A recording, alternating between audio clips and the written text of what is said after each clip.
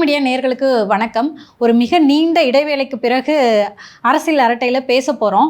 ஏற்கனவே பார்த்தீங்கன்னா அரசியல் அரட்டை நடத்தி இதை நாங்கள் கண்டினியூ பண்ணணுமா அப்படின்னு சொல்லிட்டு உங்ககிட்ட கருத்து கேட்டிருந்தோம். நீங்கள் கொடுத்த கருத்து மிகப்பெரிய அளவில் உத்வேகத்தை கொடுத்துருக்கு. எந்த அளவுக்கு உத்வேகம்னா, ஆஃபீஸே இல்லை இருந்தாலும் மீண்டும் வீட்டில் இருந்தே ஆரம்பிக்கிறோம் ஸ்க்ராட்சில் இருந்து அப்படின்ற அளவுக்கு உத்வேகத்தை கொடுத்துருக்கு. ஸோ சார் கண்டினியூ பண்ணுவாருன்னு நினைக்கிறேன். மூத்த பத்திரிகையாளர் ஏதாவது சொல்லிட்டோம், அதுக்கப்புறம் நான் கண்டினியூ பண்ணுறேன். சொல்லுங்கள் சார். பல அடக்குமுறை இல்லை இழப்புகளை கடந்து மீண்டும் தொடங்கல. உண்மையிலே எனக்கு ரொம்ப சந்தோஷமாக இருக்குது. ரெண்டு பேருமே சுருக்கமாக முடிச்சிட்டாங்க. நான் எப்போவுமே வளவளன்னு பேசுகிறது என்னுடைய வழக்கம் என்பதால் நான் ஓப்பனாக சொல்கிறேன், மக்கள் நம் மீது இவ்வளவு அன்பு வைத்திருப்பார்கள் என்று நான் எதிர்பார்க்கவில்லை. மட்டும் ஃப்ராங்காக சொல்கிறேன். எனக்கு ஏன் இந்த ஷோவை நடத்தணும்னு எரிச்சல். மட்டும் ஓப்பனாக சொல்கிறேன். நீங்கள் எல்லாம் வேலையில் இருக்கீங்க, கேஸ் வாங்கிட்டீங்க, உங்களுக்கு சம்பளம் கொடுக்கணுன்ற குற்ற உணர்ச்சி எனக்கு இருக்குது. அதை தாண்டி தொடர்ந்து இந்த நிகழ்ச்சியை நடத்துறதுல எனக்கு ஆர்வம் இல்லை. கடைசி நிகழ்ச்சி நடத்துறது வரைக்கும் நான் உங்கள்கிட்டையும் கேட்குறேன், மற்றவங்ககிட்டையும் கேட்குறேன். கஷ்டப்பட்டு கேஸ் வாங்கிட்டு ஜெயிலுக்கு போகிறதுக்காக என்னை மட்டும் நேர்ந்து விட்ருக்கா? இவ்வளோ நாள் எனக்கு இந்த எண்ணெல்லாம் தோன்றுனது இல்லை. அம்மா இருந்த பிறகு எனக்கு இது வருது. மனுஷன்தான் நானும். எதுக்கு நடத்தணும்? இந்த பேங்க்கு அக்கௌண்ட் எல்லாம் ஃப்ரீஸ் ஆகிருக்கு, அதில் கொஞ்சம் பணம் இருக்குது, அதை டீஃப்ரீஸ் பண்ணுங்கன்னு போய் ஒவ்வொரு அதிகாரிகிட்டையாக கேட்குறேன். இந்த மொமெண்ட் வரைக்கும் தாவேக ஆட்சிக்கு வந்து 50 நாள் ஆகிடுச்சு. இந்த மொமெண்ட் வரைக்கும் யாரும் டீஃப்ரீஸ் பண்ணி கொடுக்கல. என்னைக்காவது ஆகிடும், நான் கோர்ட்டில் போட்டு டீஃப்ரீஸ் ஆகிடும். டீஃப்ரீஸ் ஆகிடுச்சுன்னா அந்த பணத்தை வச்சு ஏதாவது தொழில் பண்ணிக்கிட்டு மற்றவங்கள மாதிரி நானும் வாழ்ந்துட்டு போகிறேன் என்ற எண்ணம் தான் மேலோங்கி இருந்தது கடைசி நிகழ்ச்சி நடத்துகிற வரைக்கும். ஒரே ஒரு ஃபோன் காலில் டீஃப்ரீஸ் பண்ணி தர முடியும் சார். அவங்க நினைக்க மாட்டாங்க, விட்டுருங்க. ஸோ போராடிக்கிட்டே இருக்கணுமா? இல்லை, நம்ம என்ன எதிரியா சார்? ஏன் பண்ண மாட்டாங்க? அது விடுங்க, பார்வையாளர்களே முடிவு பண்ணிக்கிட்டோம். ஸோ இன்னும் போராடணுன்றது தெரியுது எனக்கு. அதே நிகழ்ச்சி நடத்திக்கிட்டே போராடணும், வேறு ஏதாவது தொழில் பண்ணிட்டு போகிறேன் என்ற எண்ணம் தான் எனக்கு இருந்தது. 3 நாளில் 12 லட்சம் பேர் பார்த்துருக்காங்க. இது ஒரு சாதாரண மெட்ரிக்ஸ் கிடையாது. 1 மணி நேரம் 10 நிமிஷமா வீடியோ, 1 மணி நேரம் 10 நிமிஷத்தையும் பார்த்துருக்காங்க, கடைசி வரைக்கும் பார்த்துருக்காங்க. அதில் ஒரு 10,000 கமெண்ட்டு. நம்ம கொடுத்துருந்த அந்த வாட்ஸ்அப் நம்பரில் வாய்ஸ் மெசேஜே கேட்க முடியல, அவ்வளோ மெசேஜ். அந்த மக்களோட அந்த பேரன்பு என்னை ரொம்ப நெகிழ வச்சிருச்சு. நான் ஓப்பனாக சொல்கிறேன், ரொம்ப நெகிழ்ச்சியோடு தான் நான் பேசுகிறேன். 3 வருஷமாக 4 வருஷமாக நம்ம பட்ட கஷ்டம் மக்களுக்காக தான். ஒரு தீய சக்தி மீண்டும் ஆட்சிக்கு வந்து விடக்கூடாதுன்றதுக்காக தான். அதனால் நமக்கு எந்த பலனும் இருக்க போவதில்லை. அண்ணா திராவிட முன்னேற்ற கழகம் ஆட்சிக்கு வந்திருந்தால் கூட நான் அமைச்சராக போவதில்லை, நான் டெண்டர் எடுக்க போவதில்லை. தாவேக என்ற ஆட்சி அமைந்திருக்கிறது. பேங்க் அக்கௌண்ட்டை கூட டீஃப்ரீஸ் பண்ண முடியாமல் நேற்று கோர்ட்டுக்கு போனியா? ஆமாம் சார். நான் இன்னும் கண்டிஷன் கையில் போட்டுட்ருக்கேன். 60 வழக்குன்னு நான் கணக்கு போட்டு வச்சுருக்கேன். தேர்தல் அறிவிப்பு வந்ததுக்கு பிறகு ஒரு 25 வழக்கு போட்டிருக்காங்க. ஒவ்வொரு ட்வீட்டுக்கும் ஒரு வழக்கு. ஸோ இதெல்லாம் எப்போ முடியும்னு தெரியாது. இதுக்கெல்லாம் கோர்ட்டுக்கு போகத்தான் வேணும். இன்றைக்கி நான் கோயம்புத்தூர் கோர்ட்டுக்கு போயிருந்துருக்கணும். வழக்கறிஞர் நீங்கள் வர வேண்டாம்னு சொன்னதுனால நான் போகவில்லை. 2.5 வருஷம் முன்னாடி சீஸ் பண்ண காரு இன்னும் தேனி போலீஸ் ஸ்டேஷனில் நிற்கிது. மதுரவாயில் வீடு இன்னும் சீல் திறக்கலை.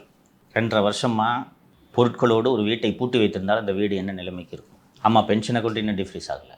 அம்மா பென்ஷனை கொண்டு பணம் இருக்குது, அம்மா செலவு பண்ண விட மாட்டேன், பென்ஷன் வாங்கி அப்படி வச்சுருப்பாங்க. ஆனால் மக்கள் காட்டிய இந்த அன்பு என் உயிரை கூட கொடுக்கலான்ட்டு எனக்கு என்ன நினைக்க வைக்கிது. முன்னப்பட தெரியாது. குழந்தைகள் முதல் பாட்டிமார்கள் வரை, தம்பி நீங்கள் பேசுங்க, தம்பி நீங்கள் பேசுங்க, நாங்கள் அவங்க கூட இருக்கோம்னா அவங்க வந்து என்னோட சிறையில் இருக்க போதில்லை. ஆனால் அந்த அன்பு ஒன்று பொண்ணு தெரியாதவன் ரோட்டில் போனால் கட்டி பிடிச்சிக்கிறாங்க. எனக்கு கிளாஸில் பாடம் எடுத்த மேம்லாம் சாரை தொடர்ந்து பண்ண சொல்லுங்கண்ணா, நீங்கள் பண்ணுங்க. ஒரு சில இளைஞர்கள், சார் உங்களை ஹக் பண்ணிக்கிட்டுமா? நான் என்ன பண்ணிட்டேன் உங்களுக்கு? அப்போ தான் பார்க்குறாரு என்ன. ஹோட்டலுக்கு சாப்பிட போயிருக்கேன், சார் உங்களை ஹக் பண்ணிக்கிட்டுமா? ஸோ தொடர்ந்து நடத்தலாம், நடத்த வேண்டும். இவ்வளோ அன்பு வைக்கிறவங்கள நான் புறக்கணிச்சுட்டு போனேன்னா நான் மனுஷனே கிடையாது. அப்புறம் நான் இத்தனை வருஷமாக பட்ட கஷ்டத்துக்கு என்ன மீனிங்? அவங்களுக்காக தானே கஷ்டப்பட்டேன். அதனால் தொடர்ந்து பேசலாம். ஸோ இந்த கமெண்ட்ஸ் எல்லாம் பார்க்கும்போது எனக்கு என்ன தோணுச்சுனாங்க சார், ஏற்கனவே திமுக ஆட்சியில் இருக்கும்போது இந்த ஆட்சியை வீட்டுக்கு அனுப்ப வேண்டியது நம்ம கடமை. ஸோ தொடர்ந்து இயங்கணும், அவ்வளோ பிரச்சனைகளை சந்திச்சுக்கிட்டோம், திரும்பியே பார்க்காம தொடர்ந்து இயங்கணும்னு முடிவு பண்ணதுக்கு அதுதான் காரணம். இப்போ வந்து சில கமெண்ட்டுகள்லாம் என்ன சொல்லியிருக்காங்கன்னா, இது புதிய ஆட்சி, இவங்க குழந்தை மாதிரி, நீங்கள் தான் வந்து அவங்களுக்கு அறிவுரை சொல்லி இந்த ஆட்சியை நகர்த்துவதற்கு உதவ வேண்டும். நம்ம சில சிக்கல்களை சந்திக்கிறோம் அப்படின்றதுல எந்த சந்தேகமும் இல்லை. ஆனாலும் திரு விஜய் அவர்கள் நம்ம அந்த சிக்கல்களை சந்திக்கணும்னு நினைக்க மாட்டாங்க. முதலமைச்சர் அவர்களுக்கும் மக்களுக்கும் நடுவில் நம்ம பாலமாக ஒர்க் பண்ணியே ஆகணும்னு எனக்கு தோணுது சார். சரி, மாலதி அவர்கள் சொன்னதனால் இந்த குழந்தை அரசுக்கு அறிவுரையோடு தொடங்கும். நீங்கள் 3 பேருமே ஜெயிலில் இருந்துட்டு வந்திருக்கீங்க. ஜெயிலில் இருக்கிற ஒவ்வொரு நாளும் எவ்வளோ கஷ்டன்றதை நீங்களும் அனுபவிச்சிருக்கீங்க, நானும் அனுபவிச்சிருக்கேன். இன்றைக்கி நம்மளோட பெயில் பெட்டிஷன் கோர்ட்டில் வரும், சாயங்காலம் ஒரு நல்ல செய்தி வரும்னு நம்ம காத்திருப்போம். சாயங்காலம் வக்கீல் வந்து கவர்மெண்ட் ரிப்ளை ஃபைல் பண்ணல, அடுத்த வாரம் தள்ளி போட்டிருக்காங்கன்றதை நீங்கள் 2 பேருமே அனுபவிச்சிருப்பீங்க. உங்களுக்கு காலையிலேருந்து எப்போ வக்கீல் வருவார்னு காத்துக்கிட்டே இருப்பீங்க. நிதிஷ் வக்கீல் மனுன்னு சொன்ன உடனே நல்ல செய்தின்னு ஓடுவீங்க, கரெக்டாக? அங்கே போன உடனே இல்லைப்பா ரிப்ளை ஃபைல் பண்ணல, கவர்மெண்ட் சைடு 4 நாள் டைம் கேட்டிருக்காங்க. நிதிஷ் இன்னும் கூடுதலாக துன்பத்தை அனுபவிச்சிருப்பார். பெயில் கிடச்சிருச்சு, ஷூரிட்டி கொடுக்கறதுக்கு ஆள் இல்லாமல் நிதிஷ் கூடுதலாக 6 நாளோ 7 நாளோ 10 நாள் கிட்ட இருந்தேன் சார். 10 நாள் ஷூரிட்டி கொடுக்க ஆள் இல்லாமல். அப்போது இந்த கிரிமினல் ஜூரிஸ்ப்ரூடென்ஸ், இந்த கிரிமினல் சிஸ்டம் சீராக இயங்க வேண்டியது எவ்வளவு முக்கியம். ஒரு ஆட்சி முடிந்து அடுத்த ஆட்சி வந்தால் உயர்நீதிமன்றங்களிலும் கீழமை நீதிமன்றங்களிலும் அரசு வழக்கறிஞர்கள் நியமிக்கப்பட வேண்டும், இல்லைங்களா? இது காலம் காலமாக இருக்கக்கூடிய நடைமுறை. தாவேக அரசு புதிதாக பதவியேற்றிருக்கிறது, அதனால் இவர்கள் ஆட்சி நடத்துவது எப்படி என்பதை கற்றுக்கொள்வதற்கு 6 மாத காலம் ஆகும். அதுவரை அரசு வழக்கறிஞர்களை நியமிக்காமல் பொறுமை காக்கலாம் என்றெல்லாம் நீதிமன்றங்கள் காத்திருக்காது, இல்லைங்களா? இந்திய வரலாற்றிலேயே இல்லாத வகையில் 1 ஜூலை 2026 அன்று தமிழகத்தின் கீழமை நீதிமன்றங்களில் ஆஜராவதற்கு அரசு வழக்கறிஞர்கள் இல்லை. ஜெயிலில் இருக்கவனுக்கு தான் அந்த கஷ்டம் தெரியும். சில நீதிபதிகள் போலீஸை கூப்பிட்டு என்னங்க ரிப்ளை நீங்கள் வக்கீல் மூலமாக தானே கொடுக்க போகிறீங்க, சொல்லுங்கள் என்ன ரிப்ளை, எதிர்ப்பு தானே தெரிவிக்க போகிறீங்க, ரைட் அதை சொல்லுங்கள், காப்பியை கொடுங்க. இன்ஸ்பெக்டர் தானே கையெழுத்து போட்டு கொடுப்பாரு, அதை ப்ரெசென்ட் பண்ணுறது தான் வக்கீல். சில நீதிபதிகள் நீங்கள் கொடுங்க, நீங்கள் தானே கையெழுத்து போட போகிறீங்க, கொடுங்க என்று வாங்கி பெயிலை ப்ராசஸ் பண்ணுறாங்க. எல்லா நீதிமன்றங்களிலும் இது நடக்கும் என்று சொல்ல முடியாது. சரி, இந்த அரசு வழக்கறிஞர்கள் திமுக ஆட்சி காலத்தில் நியமிக்கப்பட்ட அரசு வழக்கறிஞர்கள், இவர்களின் பதவிக்காலம் 30/6/2026 அன்று முடியப் போகிறது என்பது இந்த அரசுக்கு தெரியுமா தெரியாதா? அந்த கேள்விக்கெலாம் இங்கே இடமே இல்லையே சார். தெரிஞ்சிருக்கணும், அதிகாரிகள் இருக்காங்க, மேலிடத்துக்கு எடுத்துகிட்டு போயிருக்கணும், இதை மாற்றி இருக்கணும். ரொம்ப அழகாக சொன்னாங்க மாலதி, தெரிஞ்சிருக்கணும். 27/6/2026 அன்று தமிழகத்தின் உள்துறை செயலாளர் திரு மணிவாசன் அனைத்து மாவட்ட ஆட்சியர்களுக்கு ஒரு கடிதம் எழுதுகிறார். மாவட்ட ஆட்சியர்கள் தான் மாவட்ட அரசு வழக்கறிஞர்களை நியமிக்க வேண்டும். அந்த கடிதத்தில் என்ன சொல்கிறாருன்றதை சொல்கிறேன். டென்யூர் பேசிஸில் 30/6/2026 வரைக்கும் அரசு வழக்கறிஞர்கள் நியமிக்கப்பட்டிருந்தார்கள் தமிழகம் முழுக்க. அவர்களின் பதவிக்காலம் 30/6/2026 அன்று நிறைவடைகிறது. இந்த பதவி நிறைவடைபவர்களின் பதவிக்காலம் 30/6/2026க்கு பிறகு எக்காரணத்தை கொண்டும் நீட்டிக்கப்படாது. யார் சொல்கிறது? உள்துறை செயலர் திரு மணிவாசன். அவர்கள் அத்தனை பேரையும் பணியிலிருந்து விடுவிக்க வேண்டும். விடுவித்துவிட்டு கீழமை நீதிமன்றங்களில் அரசு வழக்கறிஞர்கள் இருக்க மாட்டார்கள் என்பதால் அரசு அந்த கீழமை நீதிமன்றங்களுக்கு அரசு வழக்கறிஞர்களை நியமிப்பதற்கு தகுதியானவர்களின் பட்டியலை அரசுக்கு அனுப்ப வேண்டும் அப்படின்னு ஒரு கடிதம் எழுதியிருக்காரு. நல்ல விஷயம், வேலை ஆரம்பிச்சிட்டாங்க அப்படின்னு நம்ம நினைக்கலாம். கடிதம் என்னைக்கு எழுதுறது தெரியுமா? 27/6/2026. எப்போ எழுதியிருக்கணும் சார்? 27/6/2026 அன்று அனைத்து மாவட்ட ஆட்சியர்களுக்கும் கடிதம் எழுதினீர்கள் என்றால் அவர்கள் எப்படி வழக்கறிஞர்களின் பட்டியலை தயார் செய்ய முடியும்? அந்த பட்டியலை அவங்க தயார் செஞ்சு அனுப்பி அப்பாயின்மெண்ட் போடுறதுக்கு குறைஞ்சது 1 வாரம் ஆகாதா? மினிமம் நீங்கள் என்றைக்கு இந்த வேலையை ஆரம்பிச்சிருக்கணும்? 1 மாதத்துக்கு முன்னாடி. 60 நாள் ஆக போதில்ல, 50 நாட்கள் ஆகிடுச்சு இல்லையா? அப்போவே 30/6 அன்னைக்கு இவர்களின் பதவிக்காலம் முடிகிறது என்பது தெரியுமா தெரியாதா? திரு விஜய் அவர்களுக்கு தெரியாது, புதுசு, நான் ஒத்துக்கிறேன், you should give him the credit. சட்டத்துறை அமைச்சர் திரு நிர்மல்குமாருக்கும் தெரியாது, அவரும் புதிது. உள்துறை செயலாளர் மணிவாசனுக்கு தெரிய வேண்டுமா வேண்டாமா? தாவேக அரசு செய்யக்கூடிய தவறுகளில் இதெல்லாம் ஒரு தவறு. இதெல்லாம் தவறுனா இந்த நியமனம் தவறு இல்லை, மணிவாசனை உள்துறை செயலாளராக வைத்திருப்பது தவறு. மணிவாசன் தாவேக அரசு தேர்ந்தெடுத்த உள்துறை செயலாளர் அல்ல, கரெக்டா? எலெக்ஷன் கமிஷன் தேர்ந்தெடுத்த தேர்தல் ஆணையம் நியமித்த அதிகாரி தான் மணிவாசன். 10 மே 2026 அன்று திரு விஜய் அவர்கள் முதல்வராக பதவியேற்ற அந்த தருணம் வரை மு.க. ஸ்டாலினின் செயலாளராக இருந்த உமாநாத்திடம்தான் இவர் இன்ஸ்ட்ரக்ஷன் வாங்கி செயல்பட்டு கொண்டிருந்தார். தேர்தல் ஆணையத்தோட கண்ட்ரோலில் அரசு இயங்குது. தேர்தல் ஆணையம் தான் இவரை உள்துறை செயலாளராக நியமிக்குது. இவர் இன்ஸ்ட்ரக்ஷன் எடுக்கிறதெல்லாம் யார்கிட்ட கேட்டிங்கன்னா உமாநாத்துக்கிட்ட. அவர் என்ன முதலமைச்சரா? சார் இது பண்ணலாமா, இது இப்படி பண்ணட்டுமா, எப்படி பண்ண வேண்டும்? மாலதி அவர்கள் மிகுந்த அக்கறையோடு தாவேக அரசுக்கு ஆலோசனைகளை சொல்லி வழிநடத்த வேண்டும், அது நமது கடமை என்று தொடக்கத்திலே சொன்னாங்க. நான் இப்போ சொல்கிறேன், அது மக்கள்கிட்ட இருந்து வந்த கமெண்ட்டு சார். அதைத்தாம்மா நீங்கள் மக்களோட கமெண்ட்டை தானே நீங்கள் சொன்னீங்க, அதைத்தான் நான் சொல்கிறேன். இந்த அதிகாரிகள் கிணற்றில் தள்ளி மண்ணை போட்டு மூடி விடுவார்கள் என்பதை முதல்வர் திரு விஜய் அவர்கள் புரிந்து கொள்ள வேண்டும். இப்போ திரு மணிவாசன் அவர்களுடைய இந்த நடவடிக்கை உள்நோக்கம் கொண்டதுன்றீங்களா, லத்தார்ஜிக்குன்னு புரிஞ்சுக்கணுமா? ரெண்டில் எப்படி இருந்தால் என்னன்னு கேட்குறேன். எதுவாக இருந்தாலும் ஒரு பிரச்சனை ஆகி போச்சு, அப்போ நடவடிக்கை தானே சார் எடுக்கணும். தெரியாதுன்னு மணிவாசன் சொல்ல முடியாது. லெத்தார்ஜியாக இருந்தால் கூடுதல் குற்றம். நம்ம தொடர்ந்து பேச போகிறோம். அப்போது ஏன் அதிகாரிகள், அரசியல்வாதிகள் யாருமே தாவேக அரசை விரும்பவில்லை என்பதை தொடர்ந்து பல்வேறு நிகழ்ச்சிகளில் நாம் பேசலாம். ஸோ மணிவாசன் யாருன்றதை அடையாளம் கண்டுபிடிக்காமல் நீங்கள் எப்படி அரசு நடத்த போகிறீங்க? ஒரு அதிகாரி மனசாட்சியோடு நல்ல அதிகாரியாக இருந்துட்டால் பிரச்சனையே இல்லை. தமிழகத்தில் அற்புதமான அதிகாரிகளாக பல தலைமைச் செயலாளர்களும் பல IAS அதிகாரிகளும் இருந்திருக்கிறார்கள், பல IPS அதிகாரிகள் இருந்திருக்கிறார்கள். அவர்களோட லாயல்ட்டி எல்லாம் மக்களுக்கு, ஸ்டேட்டுக்கு. கடந்த 10-15 ஆண்டுகளாக இருக்கக்கூடிய அதிகாரிகளோட லாயல்ட்டி எல்லாம் கட்சிக்காரங்களுக்கு மற்றும் தங்களுக்கு. மணிவாசன் போன்ற அதிகாரிகளை தேர்தல் ஆணையம் நியமித்தாலும் கூட தொடர்ந்து புதிய அரசு பதவியேற்ற பிறகு கூட தொடர விட்டதோட விளைவை விஜய் அனுபவிச்சுட்டு இருக்கார். இது ஒரு கிரேவ் மிஸ்டேக்காக பார்க்குறேன். நான் தான் சொல்கிறேன்னே, தமிழ்நாட்டில் இது நடந்ததே கிடையாது. எப்படிங்க கவர்மெண்ட்டை ரெப்ரசென்ட் பண்ணுறதுக்கு கோர்ட்டில் கவர்மெண்ட் வக்கீல் இல்லாமல் எப்படிங்க போக முடியும்? சிம்பிளாக சொல்கிறேன். இப்போது இந்த புதிய வழக்கறிஞர்களை நியமிக்கிறதுல 1008 சிக்கல் இருக்குது. சொல்கிறேன் நான் அது என்னென்ன. ஏற்கனவே இருந்தவங்களோட டென்யூரை 31/7 வரைக்கும் எக்ஸ்டெண்ட் பண்ணுறதுல உங்களுக்கு என்ன டிஃபிகல்ட்டி? பண்ணியிருக்கலாமா? மணிவாசன் மாவட்ட ஆட்சியர்களுக்கு எந்த சூழ்நிலையிலையும் 30/6/2026 பிறகு அவர்களது பதவி நீட்டிக்கப்படாதுன்ற கடிதத்தை ஏன் எழுதணும்? அவருக்கு தெரியும்ல, 1ஆம் தேதி ஆள் இருக்க மாட்டாங்கன்னு தெரியும்ல. 3 நாளைக்குள்ள இந்த பட்டியலை தயார் செய்ய முடியாதுன்றதும் தெரியும்ல. அப்போ 30/6 அன்னைக்கு இவங்க பதவி முடிஞ்சு போச்சு, அவ்வளோ பேர் ரிலீவ் பண்ணுன்னு ஏன் கடிதம் எழுதணும்? அப்படி பார்த்தா பார் உரிமையில எக்ஸ்டெண்ட் பண்ணியிருக்காங்க. அது அவசர அவசரமாக நேற்றே ரத்தும் செய்து விட்டார்கள். காலையில் பார் உரிமங்கள் நீட்டிக்கப்பட்டன 3 மாதத்துக்கு. அது நல்ல மூவு. புது பார் டெண்டரில் வேரியஸ் அரசியல் இருக்கும், சிக்கல் இருக்கும். அதனால் 3 மாதம் எக்ஸ்டெண்ட் பண்ணுறது நல்லது. இப்போது பாரை மூடிட்டீங்க. தமிழ்நாட்டில் இருக்கிற எல்லா பார், டாஸ்மாகோட இணைந்த பார்களை மூடிட்டீங்க. இன்றைக்கி பார் கிடையாதுப்பா தமிழ்நாட்டில். எங்கேயா குடிக்காமல் இருப்பாங்களா? எங்கே குடிப்பாங்க? சைடிஷ் தான் சாப்பிட முடியாதுன்னு நினைக்கிறேன். ரோட்டில் குடிப்பாங்க மாலதி, விளையாட்டு கிடையாது இது. இங்கே போங்க காட்டப்பா, ரோட்டில் குடிப்பாங்க. ஏதாவது ஃபாரஸ்ட்டுக்குள்ளே போயிடும். ஃபாரஸ்ட் ஊருக்குள்ளே. சென்னையில் எங்கே குடிப்ப? சென்னையில் ஃபாரஸ்ட் இருக்கா? கொடுக்குற பாரு ஐடியா. நீ கிராமத்தில் பிரச்சனை இல்லை, நீ சொல்கிறது கரெக்டு. வாங்கிட்டு வயக்காட்டில் போய் உட்காந்துக்கலாம், ஆத்தங்கரில் உட்காந்துக்கலாம். சிட்டியில் போகிற பக்கம் பூரா டாஸ்மாக் இருக்கா? வாங்கிட்டு போய் எல்லாம் வீட்டில் குடிக்கிறவனா? எல்லா டாஸ்மாக் வாசல்லையும் எத்தனை பைக் நிற்கிது பார்க்குறியா இல்லையா? எங்கே குடிப்பான்? அப்போது பார் ஒரு வேளை இயங்குச்சுன்னா அது சட்டவிரோத பணம் பார் இல்லையா? அதுவும் தப்பு. 3 மாதம் நீட்டிச்சிருக்கிறது தான் சரி. இல்லை அதை பண்ணாங்க, இதை ஏன் கன்சிடர் பண்ணலன்னு சொல்ல வந்தேன். ஆனால் அதையும் நீக்கிட்டாங்கன்னு சொல்கிறீங்க. இது இப்போ வரலாம் சார். இப்போ வழக்கறிஞர்களை ஏன் தொடரக்கூடாதுன்னு திரு மணிவாசன் அவர்கள் சொன்னாங்க சார். அதை முதல்வர் திரு விஜய் அவர்கள் தான் கண்டுபிடிக்க வேண்டும். ஒரு சாம்பிளுக்கு ஒரு ப்ரொசீடிங்ஸை சொல்கிறேன்.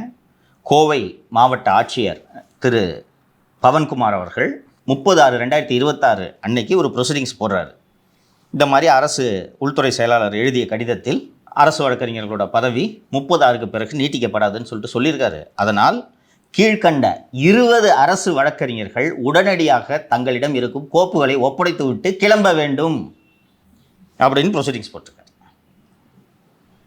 இப்போது உங்களுக்கு கவர்மெண்ட் ப்ரொசீஜர் தெரியாது. சென்னை சிட்டி கமிஷனர் இருக்கார். இந்த சென்னை சிட்டி கமிஷனரு ட்ரான்ஸ்ஃபர் பண்ணிடுறாங்க. ட்ரான்ஸ்ஃபர் பண்ண உடனே யார்கிட்டையாவது அவர் பதவியை ஒப்படைக்கணும்ல. இப்போ இந்த மாதிரி டாப் ஆஃபீஸர்ஸ்க்கு பிரச்சனை இல்லை, ஒரு சர்டிஃபிகேட் கையெழுத்து போட்டு போயிடுவாங்க. அரசு வழக்கறிஞர்களோட அலுவலகத்துக்கு போனீங்கன்னா தெரியும், கேஸ் கட்டு பூரா அடிக்க வச்சுருப்பாங்க. அதை அவர் யார்கிட்ட ஹேண்ட் ஓவர் பண்ணுவார்? ஒரு 4 கட்டு காணா போகுது, என்ன ஆகும்? ஸோ இந்த ப்ரொசீடிங்ஸில் கோயம்புத்தூரில் பணியாற்றும் 20 வழக்கறிஞர்களை பட்டியலை போட்டு இவர்கள் அத்தனை பேருக்கும் பதவி காலம் முடிஞ்சிருச்சு, அவ்வளோ பேரும் 30/6 கிளம்புங்கன்னு போட்டுட்டார். அவர் உள்துறை செயலாளர் சொல்கிறத அவர் ஃபாலோ பண்ணுறாரு. மணிவாசனுக்கு இது தெரியுமா தெரியாதா? இப்போ அடுத்ததுக்கு வர்றேன். மாலதி கேட்டாங்க புதிய வழக்கறிஞர்களை போடுவதில் என்ன சிக்கல் என்று. 1/6/2026 அன்று சட்டத்துறை அமைச்சர் திரு நிர்மல்குமார் அவர்களுக்கு காங்கிரஸ் கட்சி சார்பில் ஒரு கடிதம் எழுதப்பட்டுள்ளது. என்னப்பா சிரிக்கிற? போஸ்டிங் ஃபுல்லாக எங்களுக்கு கொடுங்கன்னு கேட்டிருப்பாங்க. வரேன். அகில இந்திய தமிழ்நாட்டுக்கு பொறுப்பாளர் திரு கிரீஷ் சோடங்கர், தமிழ்நாட்டுக்கு பொறுப்பான இன்னொரு தலைவர் திரு சூரஜ் ஹெக்டே மற்றும் தமிழகத்தைச் சேர்ந்த மக்களவை உறுப்பினர் சுதா ஆகியோர் ஒரு கடிதத்தை எழுதுகிறாங்க. அதில் எழுதும்போது என்ன எழுதுகிறாங்கன்னா, டாக்டர் அபிஷேக் மனு சிங்வி அவர்களோடு கலந்தாலோசித்து. ஏன் அபிஷேக் மனு சிங்வின்னா, அபிஷேக் மனு சிங்வி தான் இவர்கள் ஆட்சி அமைக்கிறது எப்படின்ட்டு ஆலோசனை சொன்னார். ஞாபகம் இருக்கா? பேட்டிலாம் கொடுத்தாரு, ஞாபகம் இருக்கா? அவருடைய ஆலோசனைப்படி நாங்கள் வழக்கறிஞர்களின் பட்டியலை தயார் செய்திருக்கிறோம், இந்த வழக்கறிஞர்களை இந்தந்த பதவிகளுக்கு நியமியுங்கள் அப்படின்னு போட்டு ரொம்ப அழகாக எழுதியிருக்காங்க. எப்படின்னா, தமிழகத்தில் மொத்தம் 181 அரசு வழக்கறிஞர்கள் பதவி இருக்கின்றது அப்படின்னு எந்தெந்த ஊரில் எத்தனை பதவின்னு அதையும் போட்டாங்க, டேபிளர் கலம் போட்டு.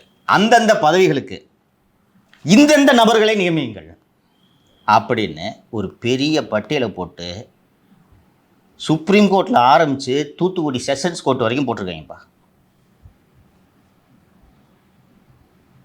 இது காங்கிரஸ் கட்சியின் பரிந்துரை பட்டியல். விசிக்கு என்ன தொக்கா? காங்கிரஸ் கட்சியோட 10 பங்கு வக்கீல் இருக்காங்க அங்கே. ஆப்பு நட்டவே அடிச்சுட்டு போராட்டம் பண்ணா அருமை. அண்ணன் திரும்ப விட்டுருவாரா? சும்மாவே இந்த ஆட்சி நிரந்தரம் இல்லைன்னு பேசிட்டு இருக்கிறாரு. அண்ணன் நம்ம வக்கீலுக்கு போஸ்டிங் கொடுக்கல என்னன்னா எப்படி காண்டாவர் அண்ணன் அழுதுருவார் மேடையில். இந்த சிக்கல்கள்லாம் இருக்கத்தான் செய்யும்.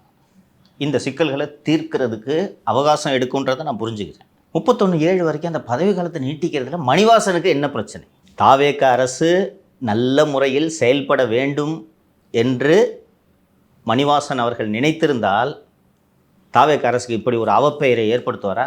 ஜெயிலில் எல்லாருக்குமே ஜாமீனை தவிர வேற எந்த திங்கிங்குமே இருக்காது. எஸ், அந்த கொடியை இறக்குவாங்க, அது வரைக்கும் ஜாமீன் வந்துடாதான்னு காத்துக்கிட்டு இருப்பாங்க.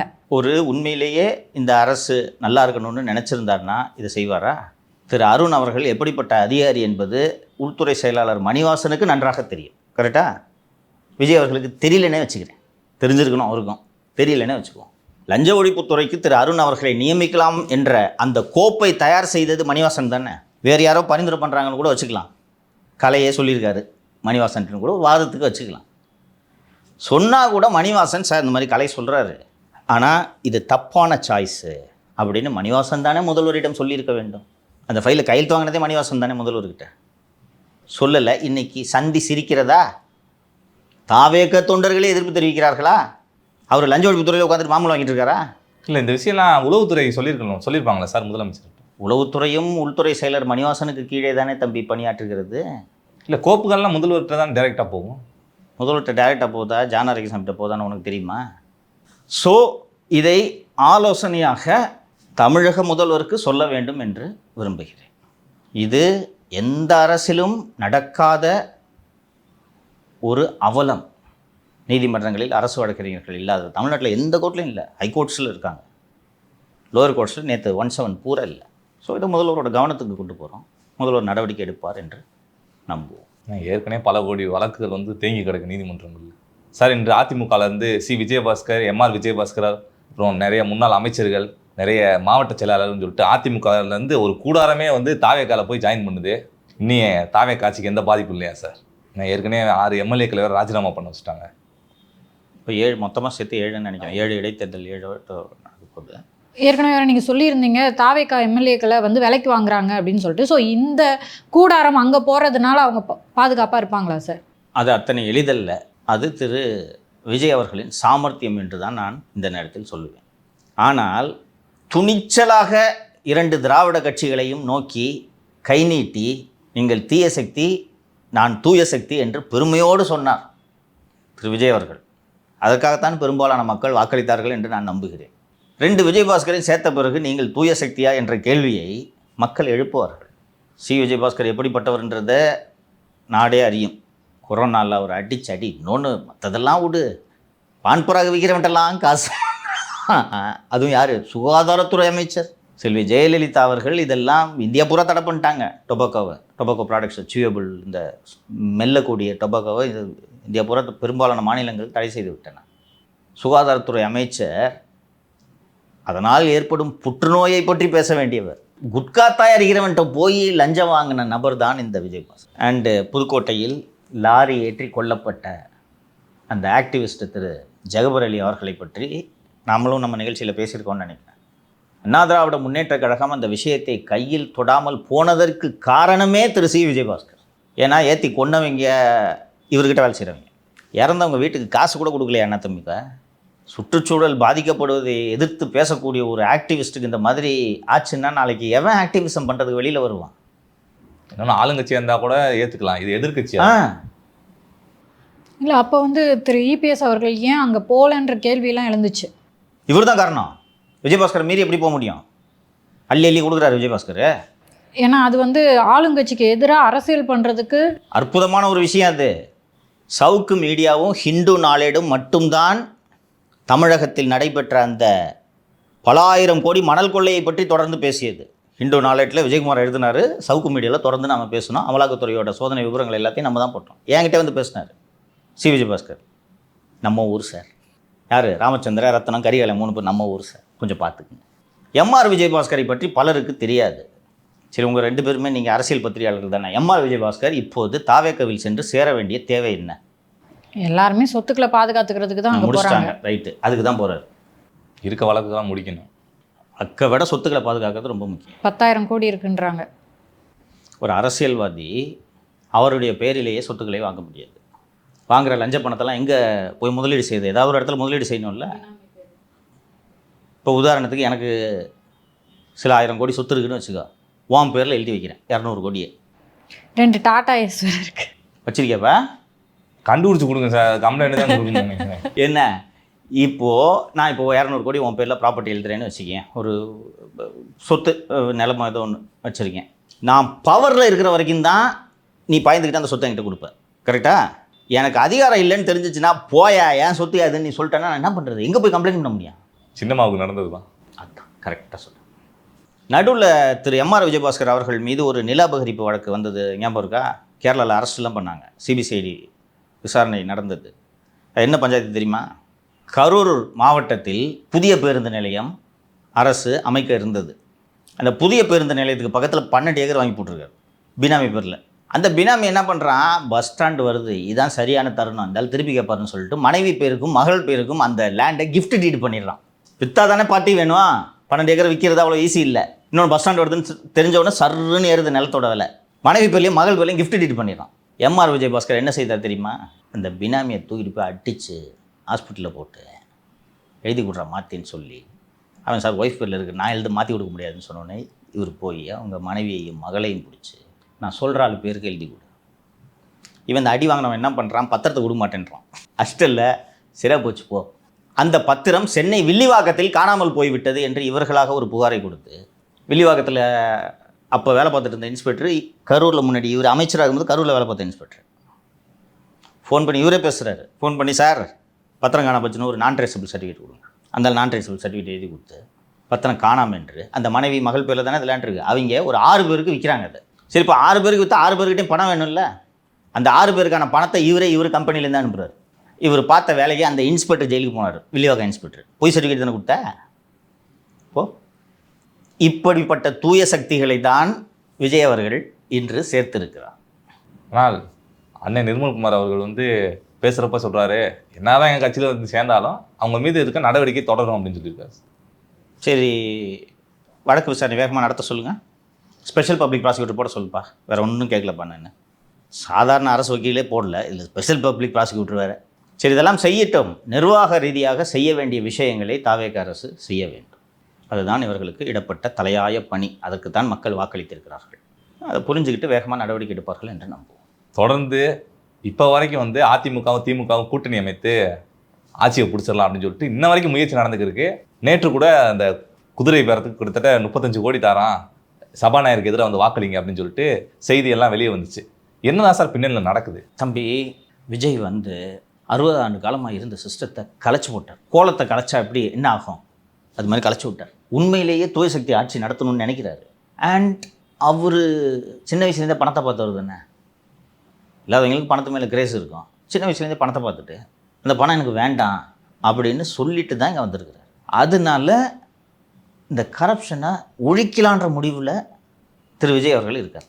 திமுக அதிமுக 2 கட்சிகளும் மாறி மாறி ஆண்டாலும் ஊழலை குறைக்க வேண்டும் என்று கூட அவர்கள் எண்ணியதில்லை.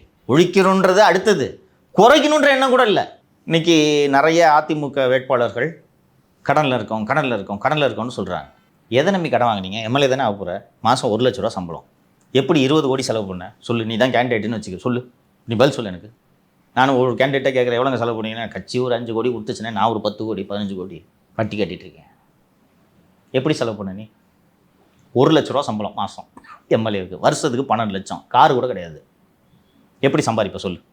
15 கோடி செலவு பண்ணியிருக்க, உன் காசு அதில் ஒரு 10 கோடின்னு வச்சுக்கிட்டாலும் 5 கோடி கடன், எப்படி சம்பாதிப்ப சொல்லு? டெண்டரில் அடிக்க வேண்டியதா? அப்போது உங்கள் தொகுதியில் நடக்கிற எல்லா டெண்டர்லையும் நீ காசு அடிப்ப, கரெக்டாக? அடித்தாதான் கடன் அடிக்க முடியும். விஜய்க்கு இந்த சிக்கலே இல்லை. பெரும்பாலானோர் செலவு செய்யவில்லை, பாதி பேர் ஓட்டு கேட்கவே போல, தோற்று போயிடும் நம்பிக்கையில் வீட்டில் உட்காந்துருந்தாங்க. தொத்து போயிடுவோன்னு நம்பிக்கையிலையும் வீட்டில் உட்காந்தாங்க. அதிமுக திமுக வேட்பாளர்கிட்ட காசு வாங்கிட்டு வீட்டில் உட்காந்தாங்க. சரியா? அவர்களுக்கு இந்த பிரச்சனை இல்லை. அதனால் அவர்கள் கமிஷன் அடிக்க வேண்டும், லஞ்சம் வாங்க வேண்டும் என்ற எண்ணத்தில் அவர்கள் இல்லை. ஒரு சிலரை தவிர யாரும் பெருசாக செலவு பண்ணல. அப்படி இருக்கும்போது இன்னொன்று, வாக்காளர்களுக்கு பணம் கொடுக்காமல் அவர்கள் வெற்றி பெற்றிருக்கிறார்கள். அதுக்கு தானே கடன் வாங்குறாங்க. ஸோ இந்த பிரச்சனை இல்லாததுனால நானும் வாங்க மாட்டேன், எவனும் வாங்கக்கூடாது. இப்போது இந்த சிஸ்டம் தொடர்ந்துருச்சுன்னா என்னாலே நம்ப முடியல, தமிழ்நாட்டில் தான் இருக்கோமா? எங்கே பார்த்தாலும் நேற்று திரு ஆதவ அர்ஜுனா அவர்கள் கடந்த காலங்களில் நெடுஞ்சாலைத்துறையில் டெண்டர் வாங்குறேன்னு சொல்லிட்டு லஞ்சம் கொடுத்து பணம் பறிபோனவர்கள் யாராக இருந்தாலும் இந்த இமெயிலுக்கு புகார் அளியுங்கள்னு அறிவிப்பு போட்டிருக்காரியா. வாங்கி தரேன்றாங்க பணத்தை. நினச்சி பார்க்க முடியுமா? அதிமுக வெற்றி பெற்றிருந்தால் நெடுஞ்சாலைத்துறை அமைச்சராக யார் இருந்திருப்பாங்க? இபிஎஸ் அவர். எடப்பாடி பழனிசாமி இருந்திருப்பார். இதை பண்ணியிருப்பாரா சொல்லு? இது நடக்குது. இதை அவர்கள் விரும்பவே இல்லை, அஞ்சுகிறார்கள். திமுக அதிமுக 2 தரப்பும் ஐயையோ இந்த அரசு ஆபத்து, மக்கள் லஞ்சம் கொடுக்காம பழகிட்டாங்கன்னா திருப்பி நம்மகிட்டே லஞ்சம் கொடுக்க மாட்டேன்னுவாங்க, இது நல்லதுக்கு இல்லை, ஒழிச்சு கட்டு. இது ஒரு புறம். எம்ஜிஆர்லாம் 3 டென்யூர் தொடர்ந்து இருந்தாருன்னு நினைக்கிறேன். பட்டத்து இளவரசருக்கு ரிசல்ட் அன்னைக்கே அம்மாட்ட போய் அழுதுகிட்டு டிவியை ஒச்சவர். அவரால் விஜய் அவர்கள் முதல்வர் நாட்காலியில் உட்கார்ந்திருப்பதை, அதுவும் சட்டப்பேரவையில் முதலமைச்சருக்கான அந்த இருக்கையில் அமர்ந்திருப்பதை தாங்கவே முடியவில்லை. அதனால் தான் சட்டப்பேரவை கூட்டத்தொடர் முடிந்த உடனேயே துபாய் கிளம்பி 1 வாரம் ஓய்வு எடுத்து விட்டு திரும்பி வந்தார். நம்ம யாரும் துபாய் போனதில்லை. முன்ன போகாதவங்களுக்கு ஆசையாக இருக்கும் துபாய் போயிட்டு வரலான்னு. இங்கே வாரம் டீ குடிக்கிறதே துபாயில் தானே குடிக்கிறீங்க. இப்போ அசம்பிளியில் என்ன நீங்கள் வெட்டி முடிச்சிட்டிங்கன்னா துபாய்க்கு போகிறீங்க? அவர் எங்கேயும் கண்டிஷன் சைன் போடல, அவர் போகலாம் சார். நீங்கள் டெய்லி கண்டிஷன் சைன் போட்டுட்ருக்கீங்க, இங்கே இருக்க ஊட்டிக்கு கூட போக முடியாதுன்ற பொறாமையில் பேசாதீங்க. ஸோ உதயநிதி என்ன செய்வீர்களோ எனக்கு தெரியாது, நீங்கள் இந்த ஆட்சியை கவிழ்க்க வேண்டும் என்று சொல்லிவிட்டார். இப்போது அடுத்து திமுகவின் எதிர்காலம் உதயநிதியா ஸ்டாலினா? உதயநிதி. இப்போ உதயநிதி சொல்கிறத கேட்குறவன் கட்சியில் தப்பிப்பானா, ஸ்டாலின் சொல்கிறத கேட்குறவன் கட்சியில் தப்பிப்பானா? உதயநிதி. இன்னொன்று, ஸ்டாலின் சொல்கிறத யாருமே என்றைக்கும் கேட்டதில்லை. ஸோ உதயநிதியிடம் நற்பெயர் ஈட்ட வேண்டும் என்றால் உதயநிதி சொல்வதை செய்து முடிப்பவன் நாளை உதயநிதியின் அனுக்கிரகத்துக்கு ஆளாவான். ஸோ இப்போ நேற்று கைதான அந்த திருநாவுக்கரசு மற்றும் 2 பேரின் பின்னணியில் செந்தில் பாலாஜி மற்றும் அவரது தம்பி திரு அசோக் அவர்கள் இருப்பதாக ஊடகங்களில் செய்தி வந்திருக்கிறது. ஏவா வேலு, அனிதா ராதாகிருஷ்ணன், KN நேரு, சக்கரபாணி, ரகுபதி, இவர்கள் அத்தனை பேரும் தாவேக எம்எல்ஏக்களை விலைக்கு வாங்கும் வேலையை செய்து கொண்டிருக்கிறார்கள். சென்னை மாநகர ஆணையர் திரு அமல்ராஜ் அவர்கள் பிரில்லியன்ட் ஆப்ரேஷன். ஊத்தங்கரை தொகுதி எம்எல்ஏ இளையராஜா புகார் அளித்து அவர் 2-3 பேர்கிட்ட வெளியில் சொல்கிறாரு, மாதிரி என்னங்க மிரட்டுறாங்க, காசு வாங்க மாட்டேன்னா, வெளில சொன்ன தூக்கிடுவேன்றாங்க. என்னது காசு நான் வேணான்னு சொன்னதுக்கு இப்படி தூக்குனா என்ன அர்த்தம்? So mister Amalraj conducted brilliant operation பண்ணிவிட்டு இவங்களை அரெஸ்ட் பண்ணியிருக்காங்க. கூடுதலாக ஒரு தகவலை சொல்கிறேன். திமுகவின் முன்னாள் அமைச்சர்கள் பேரை சொன்னேன்ல, எடப்பாடி பழனிசாமியும் இதில் இன்வால்வ்டு. ஏன் எடப்பாடி பழனிசாமி இதில் இன்வால்வ்டு சொல்லு? இப்போ கூட நம்புறாங்கன்னு நினைக்கிறேன் சார், அதிமுகவும் திமுகவும் சேர்ந்து ஆட்சி அமைக்க முடியும். கரெக்ட். தேர்தல் வந்தால் விஜய் 220ன்றது அவங்களுக்கும் தெரியும். இந்த ஆட்சியை கவுத்து விலைக்கு வாங்கிய எம்எல்ஏக்களை வைத்துக்கொண்டு இப்போவும் அரேஞ்ச்மெண்ட்டு எடப்பாடி பழனிசாமி முதலமைச்சர்.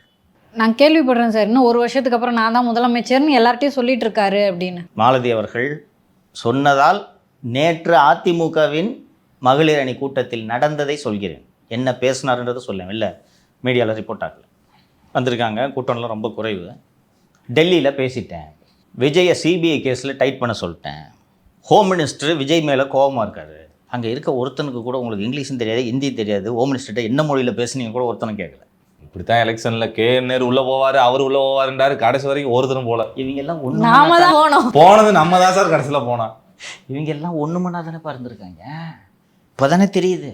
ஸோ அதனால் திரு எடப்பாடி பழனிசாமி இதில் ஈடுபட்டு கொண்டிருக்கார். கூடுதலாக நேற்று அந்த மகளிர் கூட்டத்தில் என்ன சொல்கிறாருன்னா, இன்னும் 1 வருஷம் தான் எலெக்ஷன் வருது, அடுத்து நம்ம ஆட்சி தான், சிபிஐ கேஸில் விஜயை டைட் பண்ணுறதோட இல்லாமல் நம்மகிட்டேருந்து போய் தாவேக்கால சேர்ந்தவங்க அத்தனை பேரையும் டைட் பண்ண சொல்லிட்டேன்.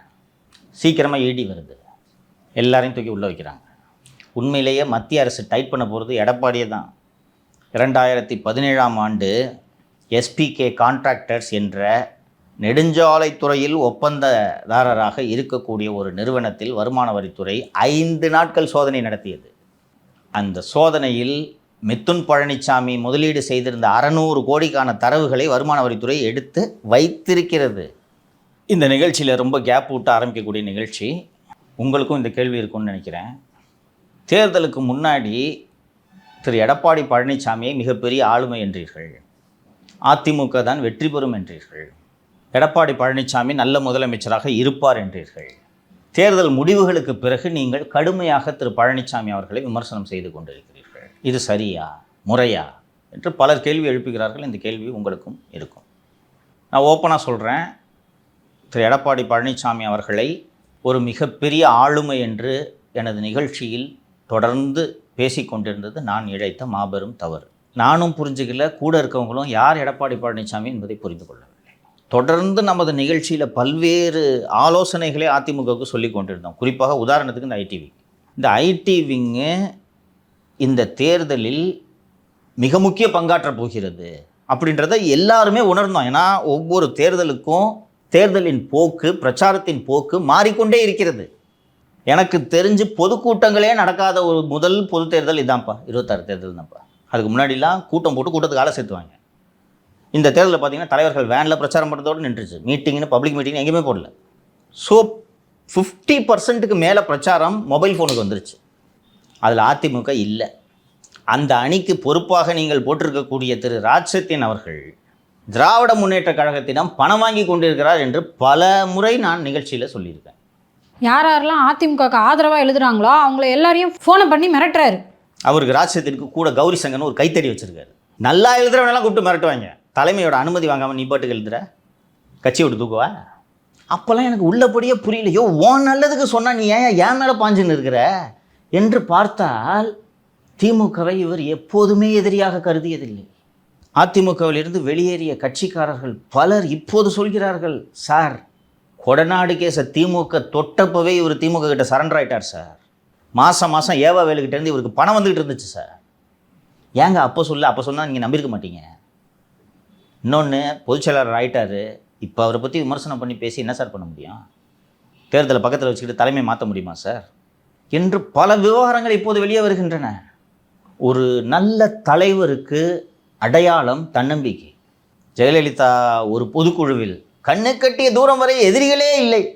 அந்த ஜெயலலிதாவிடம் இருந்த அபரிமிதமான தன்னம்பிக்கையின் காரணமாகத்தான் தன்னை மிக மிக இழிவாக பேசியவர்களை கூட கட்சிக்குள் சேர்த்து அவர்களை அமைச்சராக்கினார்.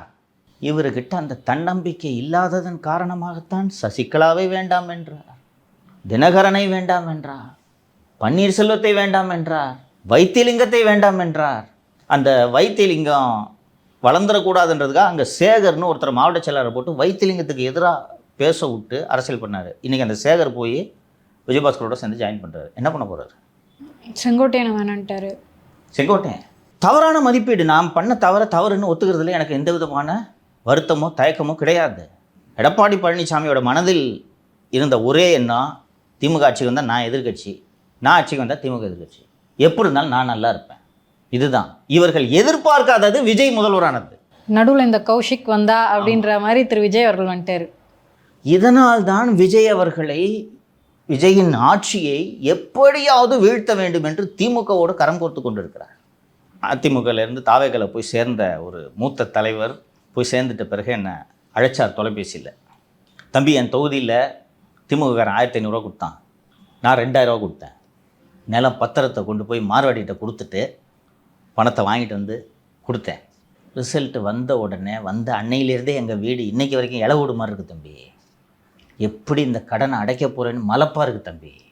வயசு வேறு ஆகிடுச்சு தம்பி, எனக்கு இனிமேல் ஜெயிக்கிறதுக்கு வாய்ப்பு இல்லை, என்னடா பண்ணுறதுன்னு நானும் என் பொண்டாட்டிக்கு மூஞ்ச பார்த்துக்கிட்டு வேதனையில் உட்காந்துருந்தோம். டிவியை பார்க்குறேன், பதவி விட்டு நீக்கிட்டாங்கன்னு நியூஸ் ஓடுது தம்பி.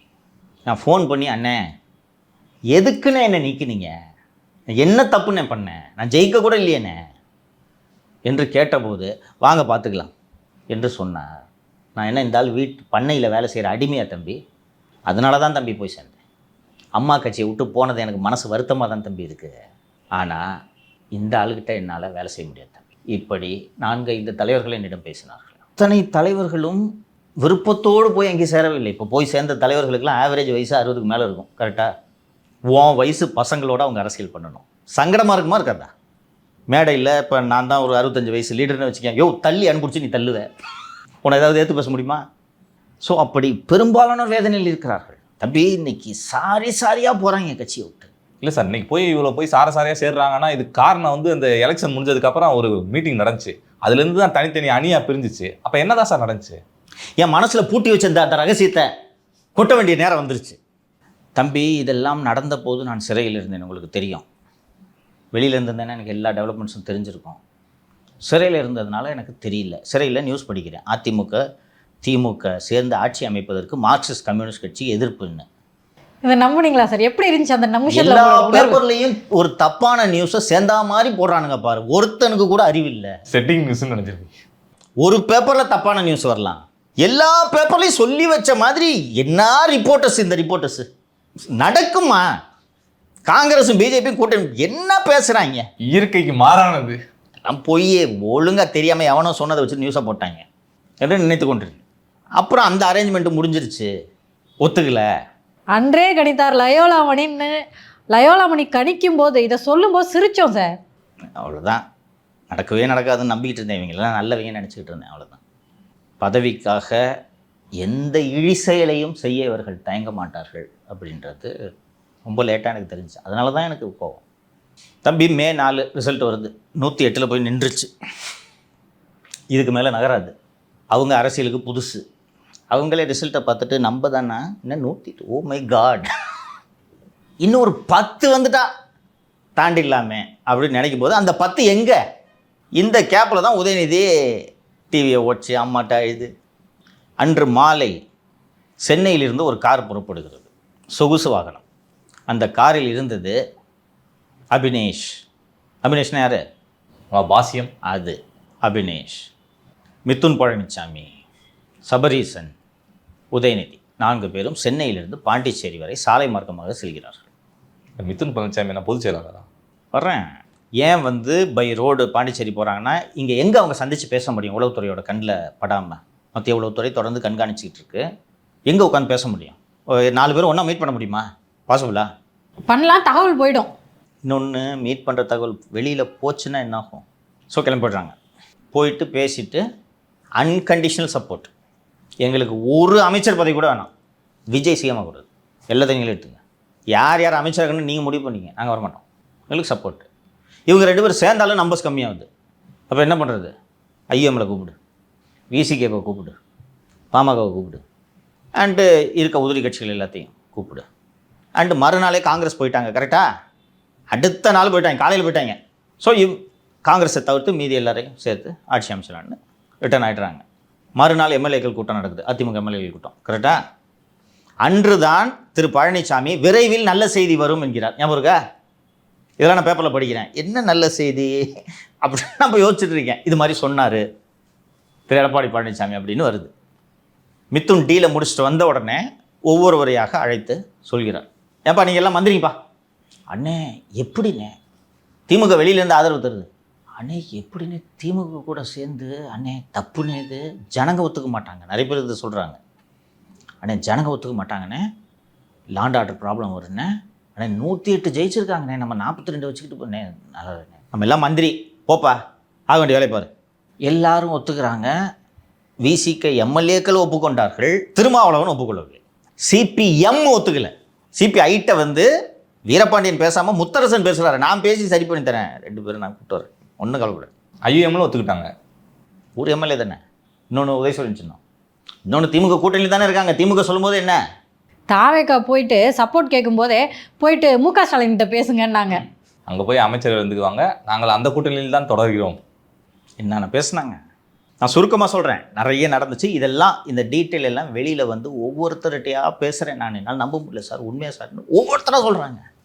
இப்போது ஏற்கனவே சண்முகம் சொன்னார். சண்முகம் ஒரு விரிவான கட்டுரை எழுதியிருக்காரு, மார்க்சிஸ்ட் கம்யூனிஸ்ட் கட்சி செயலாளர். இது நடந்துச்சு, இது தப்புன்றதுனால தான் நாங்கள் இதுக்கு ஒத்துக்கல அப்படின்ட்டு அவர் சொன்னார். நேற்று ஐஎம்எலோட காதர் மொய்தீன் சமஸ்கிட்ட பேசி ஒரு நேர்காணல் வந்திருக்கு, பார்த்துருப்பேன். அவரும் என்ன மாதிரி தான் ரியாக்ட் பண்ணியிருக்காரு. என்னப்பா சொல்கிற, என்ன நடக்குது, இது உண்மையா, எப்படி இது நடக்கும், இன்னும் எனக்கு ஒன்றுமே புரியலன்ட்டு தான் திரு காதர் மொய்தீன் அவர்கள் அந்த நேர்காணலில் சொல்லியிருப்பாருங்க, பார்த்துருப்பீங்க. நம்மளாவது வெளியிலேருந்து கேட்குறோம், அவர் கூட்டணி பேசாத உள்ளே உட்காந்துருக்காரு. ஆமாம், எல்லாருக்குமே தெரியும். ஸோ இதில் எல்லாம் இந்த பேச்சுவார்த்தைலாம் நடந்துக்கிட்டு இருக்கு. சிபிஎம் ஒத்துக்க மாட்டுறாங்க. சிபிஎம் உண்மையிலேயே அந்த இடத்துல சரியான நிலைப்பாடு. அவங்க மீது இன்னும் 100 விமர்சனம் வைப்பேன் நான். ஆனால் சரி, பிரின்சிபிள்டு நிலைப்பாடு. இது என்னங்க, இது மேண்டேட்டு தாவேகவுக்கு. தாவேகவை எதிர்கட்சியில் உட்கார வச்சுட்டு எதிரியும் கைகோர்த்தால் இது என்ன ஜனநாயகம்? இந்த அரேஞ்ச்மெண்ட்டுக்கு நாங்கள் ஒத்துக்க மாட்டோம். அந்த 2 எம்எல்ஏ இல்லாதனால டெட்லாக்கு, எதுவுமே பண்ண முடியல. இந்த கேப்பில் தான் இவர் எம்எல்ஏலாம் கூப்பிட்டு பாண்டிச்சேரி போன்றாரு. தாவேகளை தூக்க ஆரம்பிக்கிறாங்க. அமமுக எம்எல்ஏ தூக்குனாங்களா, காரில் வச்சு கைக்கு வாங்கின அந்த வீடியோ வெளியே வந்ததா? தூக்கணுன்னே ஆத்தடி நம்ம எம்எல்ஏ தூக்கிடுவாங்க, கூட்டு போப்பா என்று புதுவைக்கு சென்று இந்த எம்எல்ஏக்கள் எல்லாம் ஏடிஎம்எல்லாம் ஷிஃப்டட் டு அங்கே. இதுக்கு நடுவில் உதயநிதி ஃபோன் பண்ணி என்னாச்சு சீக்கிரம் ஃபார்ம் பண்ணுங்க என்று சொல்லி ப்ரெஷர் போடவும், அந்த ஸ்டேஜில் தான் இன்னொன்று சிபிஎம்மோட நிலைப்பாடு கிட்டத்தட்ட திருமாவோட நிலைப்பாடு. அவரும் ஒத்துக்க மாட்டேங்கிறாரு. அதெல்லாம் சரியாக வருதுன்னு 2 எம்எல்ஏவும் அவர் அந்த ஆள் கிடக்கிறாரு, நாங்கள் வரவங்கட்டாங்க. ஆனால் திரும்ப ஒத்துக்க மாட்டேங்கிறாரு. அந்த நேரத்தில் தான் வேலுமணி தான் இதை பிச் பண்ணுறாரு. திருமாவை முதல்வராக்குவோம், முதலில் ஒரு தலித்தை முதலமைச்சராக்கிய பெருமை நமக்கு சேரும். இன்னொன்று, திருமாவை முதல்வராக்குவதை எதிர்ப்பது அத்தனை எளிதல்ல.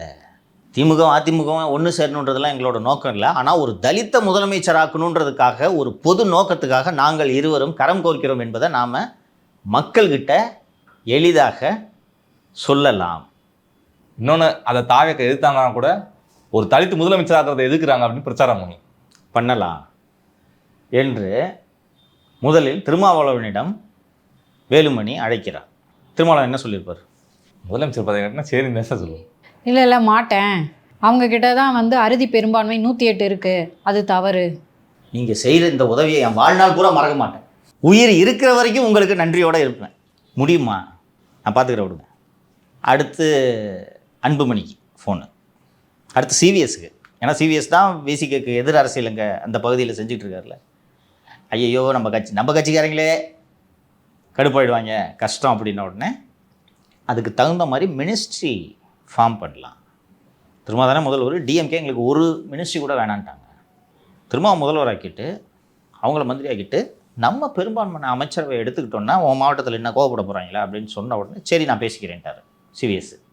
அன்புமணிக்கிட்ட ஃபோன் பண்ணோன்னே அவங்கள சிஎம் ஆகிட்ட அப்புறம் நாங்கள் எதுக்கு இருக்கோம், அவங்க 2.5 நாங்கள் 2.5 ஓகேவா? 2.5 வருஷம் கேட்டாங்களா? சொன்ன உடனே ஒரு தம்பி சரியாக வராதுன்னு ஃபோனை வச்சிட்டார். வச்ச உடனே 5 நிமிஷத்தில் அவரே வராரு. சிச்ச பரவாயில்ல, சௌமியாவுக்கு மட்டும் ஒரு டெப்யூட்டி கொடுத்தீங்கன்னா நல்லாயிருக்கும். ஓகே தம்பி, டன். எல்லோரும் ஒத்துக்கிட்டாங்க. உதயநிதிட்ட சொல்கிறாங்க, இல்லைப்பா அந்த மாதிரி சிபிஎம் ஒத்துக்கல, இதுக்கு சிபிஎம்மும் ஒத்துக்கிட்டாங்க. உதயநிதி பிரில்லியன்ட் ஐடியா, யார் ஆனாலும் பரவாயில்ல.